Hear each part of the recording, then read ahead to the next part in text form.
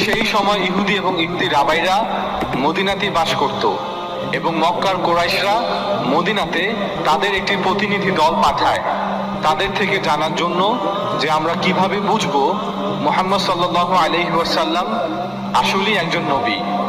তখন রাবাইরা বলল, তাকে মক্কাতে গিয়ে এই 3টি প্রশ্ন জিজ্ঞাসা করো, কারণ এই প্রশ্নগুলোর জবাব একজন নবী ছাড়া অন্য কেউ দিতে পারবে না।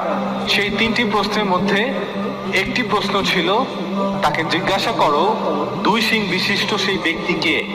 আল্লাহ তাআলা পবিত্র কোরআনে যুলকারনাইন বা 2 শিং বিশিষ্ট ব্যক্তির পরিচয় দিতে গিয়ে ইয়াজুজ ও মাজুজের কথা বর্ণনা করেছেন। তাই আমরাও প্রথমে যুলকারনাইন বা 2 শিং বিশিষ্ট ব্যক্তিকে খুঁজে বের করব, তারপর ইয়াজুজ ও মাজুজের বর্তমান অবস্থা ও তাদের বর্তমান পরিচয় প্রমাণ করব।